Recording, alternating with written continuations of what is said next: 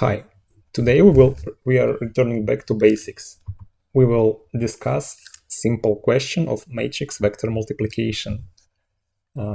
Specifically one particular trick or interpretation which I often use, and how can you relate it to linear or affine transformations. So this method is for interpreting matrix vector product is as follows.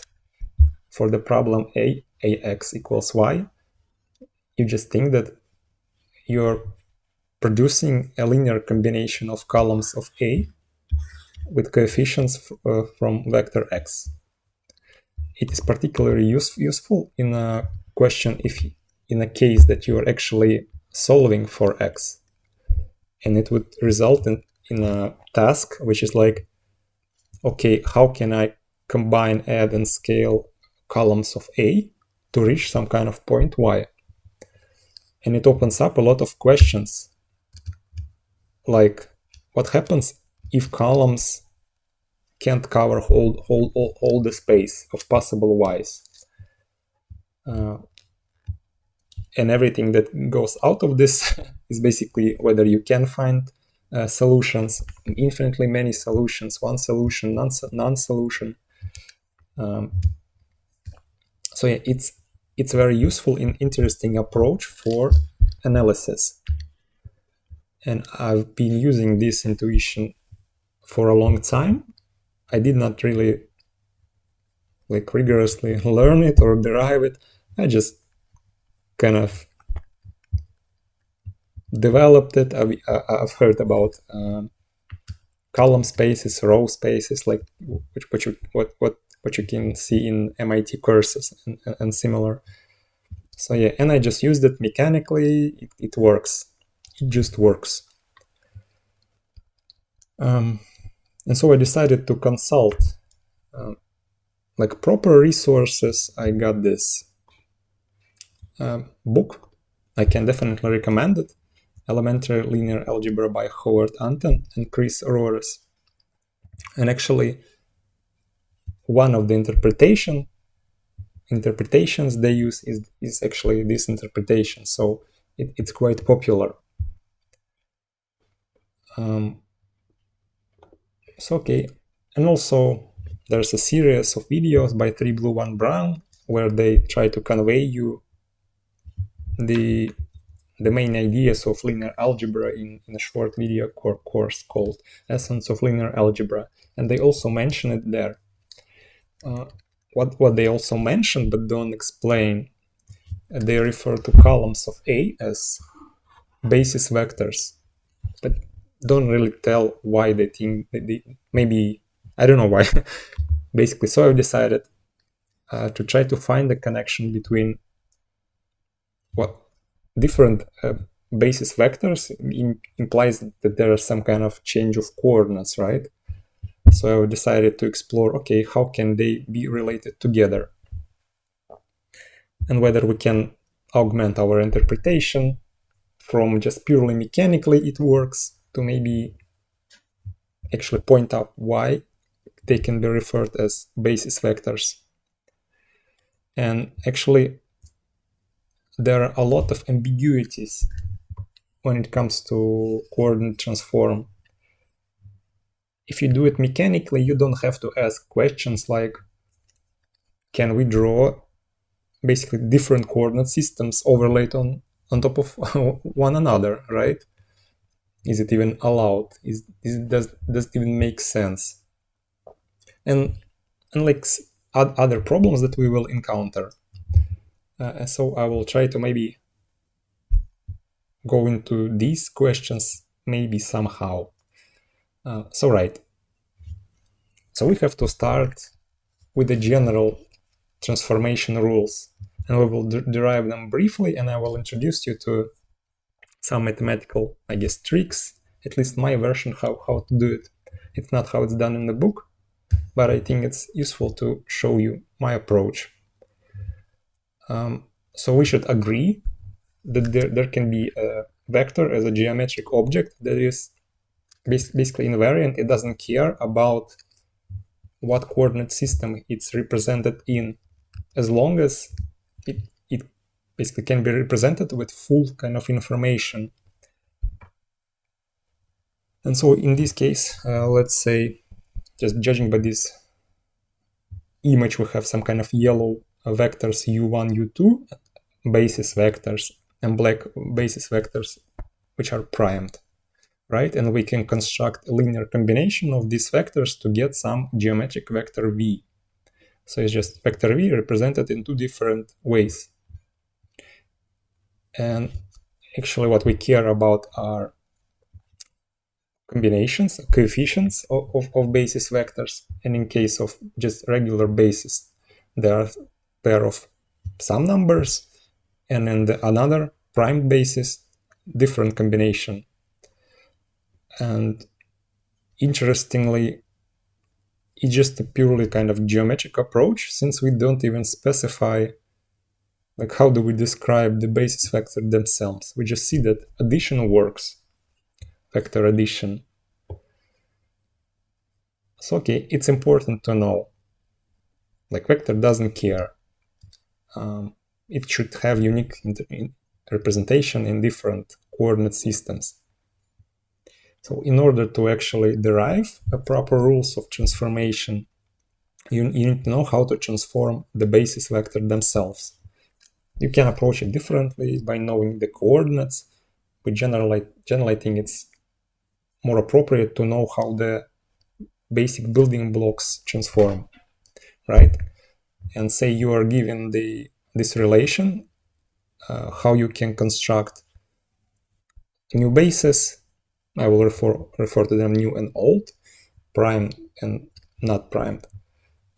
So basically, given some basis, we can construct another basis, and we get this kind of system of equations. But the interesting part here that these are not scalars, because regularly you would just get a scalar equations and you form a matrix from them. But here you can have a vector, like system of vectors, and the question is how would you form a matrix equation from vectors? And this is my kind of approach. So first of all, we can stack. Basically, we take the basis vectors in this case, and we can stack them into one matrix. What is the operation of stacking? I mean, okay, we understand what it means. My interpretation, and it is something that's useful, for example, in machine learning, is that we just consider something to be, when we will operate on this stack, it will be processed in parallel. And then we examine the first equation in the system. How can we write it down? Then here we can employ the idea of linear combinations of these stacked vectors.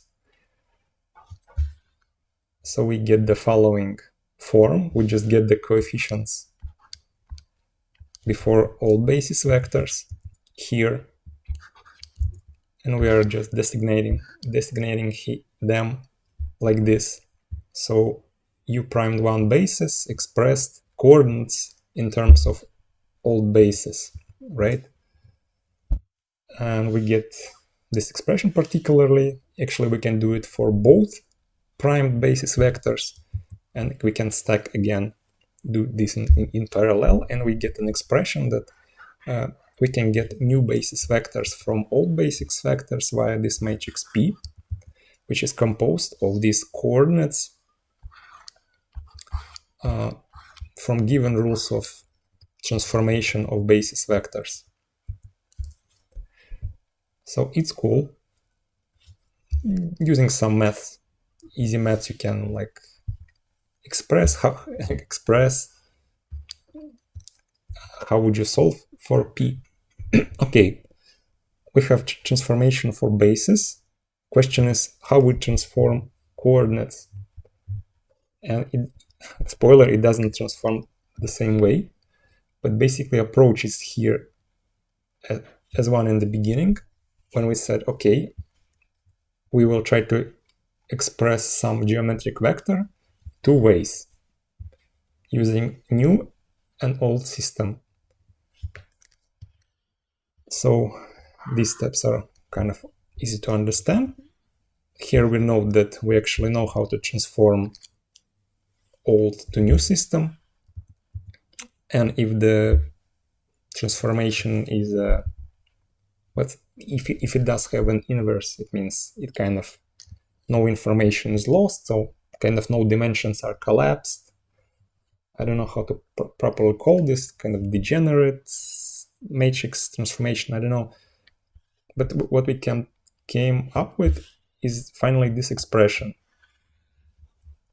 And it shows how the coordinates, just the numbers as vectors in new base, in old bases, how are they related to coordinates in new bases? Old related to new. And they are related again to this matrix P. But particularly if you see that this matrix acts on something that is primed, coordinates primed, and in case of basis vectors, it acts on, it doesn't act, again, depending how you interpret the directions, but it does something with the with non-primed bases. So in fact, to summarize, in order to transform old bases to new, you use P, and in order to transform, basically it acts inversely. Well, it's called contravariant coordinates. So the intuition would be, if you try to express some just geometric object, if you stretch the basis vectors, that means you need to shrink the coordinates. You need less of larger basis vectors to describe the same object. So they're working contravariantly. Just interesting side note. But we have to return to this question that we are looking for, how to explain just the simple matrix multiplication ax equals y. On one side, we're searching for this expression. On the other hand, we have some kind of y equals to something, kind of double matrix multiplication times x. What do we do with this? Well, kind of, there are few approaches how to explain it, but simply, let's say, we consider that one of the bases, specifically old basis, is just standard basis or Cartesian orthonormal basis. So in this case, we can say that our basis vector matrix U is just an identity matrix, and its inverse is also an identity. So in a sense, we can kind of drop this U inverse. And what we're left with is this expression that's basically pretty much same as the question we are looking for solving. Jesus. Okay. So yeah, let's remind ourselves that we have some kind of maybe more of a mechanical intuition, like how to interpret this approach just using like mechanical means, right? Mechanical.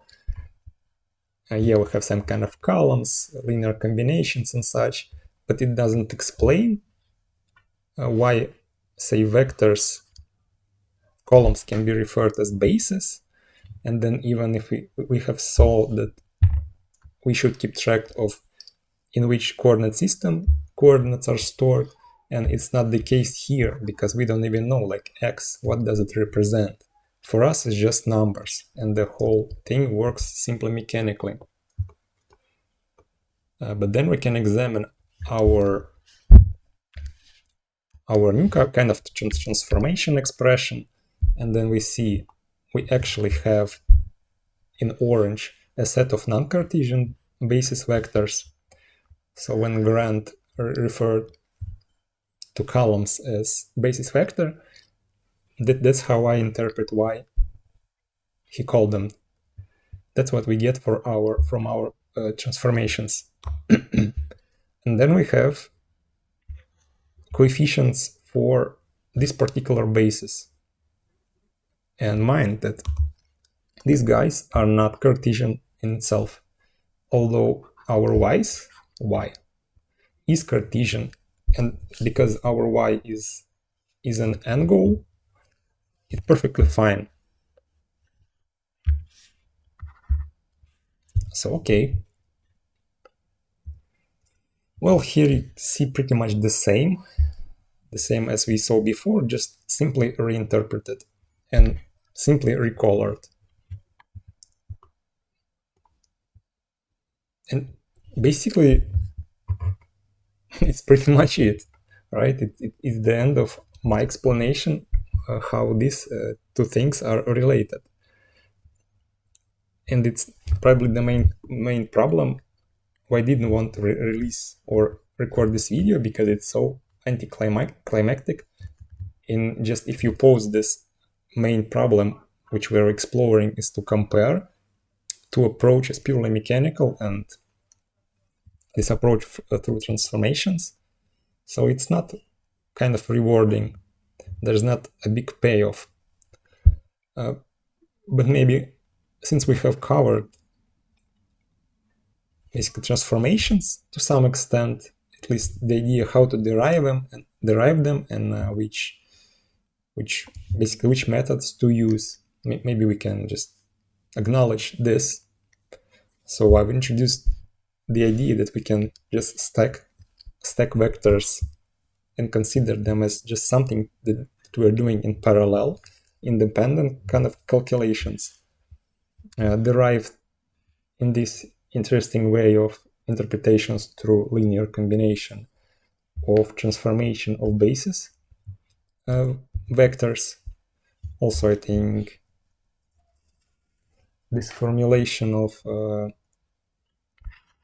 system of equations of vectors is also kind of interesting. This idea that we have to represent same geometric object in terms of different coordinate systems, but it's kind of vanilla stuff. And then we have derived the transformation of components of coordinates and kind of did some simplification in order to get basically our formula, which explains simply what is ax times y in terms of coordinate transformations. Maybe in the end, as a bonus, I will show you how I applied it very recently, and it basically is the main reason why I was kind of invigorated and I decided to redo this, kind of record this video. And it is the problem of eigen decomposition or spectral matrix decomposition. So I will cover this example. I think it's interesting and it's an interesting application. So as you know, there's such thing as eigen problem, and that probably most of matrices can have these special eigenvectors and eigenvalues which act like this, basically under some vectors that under transformation they just scale. And if your matrix is well behaved, it will have, well, for example, 2 by 2 matrix will have two orthogonal eigenvectors. So, and the question was to derive basically eigen decomposition. And that means that we can express A as some basically combination or mathematical operations, linear algebra operations involving eigenvectors and eigenvalues. And the first step in this task is to, again, we stack eigenvectors. Interestingly, these problems of transformations and eigenvectors, of course, they are close because eigenvectors are very often used as as basis, as a new basis.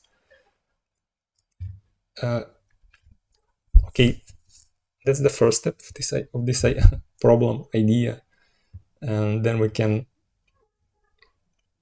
apply this idea of stacking. Basically, we stack the left part of this equation, but we have individual eigenvectors and eigenvalues accordingly. So we stack the left part, we can pull out the A, and we are left with this matrix T that contains eigenvalues, eigenvectors. But then accordingly we stack the right hand side, and we cannot actually pull out the scalars, not kind of cleanly. And then you sit there and think, okay, how can I simplify it such that I get some kind of expression involving basically matrix multiplications? And it's kind of like scaling, but like vector scaling, but scaling doesn't work because it acts on components and not columns, although you can kind of pursue this idea and also get a solution. And my idea is just, okay, basically return to the monkey and consider the idea of linear combinations of stuff, and you see that these columns, they are nothing but kind of semi-trivial linear combinations. So in this case, first column is just scaled first column, and the second column scaled second column. In this fashion, when we apply this matrix vector multiplication to get the entries, and what you get, you insert these definitions inside your matrix, pull out the T, so eigenvectors, and you are left with this diagonal matrix of eigenvalues. Well, we call it D for diagonal. Solve, multiply by T inverse from the right, from the left, from the right, I'm sorry. And we get the definition of this eigen decomposition, which is basically decomposition into transformation, diagonal, and transformation inverse. So you see this interesting approach of thinking as a linear combination allowed us to fairly easily simplify this equation, this problem, and come up with a proper answer, basically. And I think it is very useful. There are many cases when you have to do this, or basically use it in many problems. So I guess that will be it. This last part was just a bonus because of how everything was so anticlimactic. And I hope you've learned something, and we will see each other later in the next video.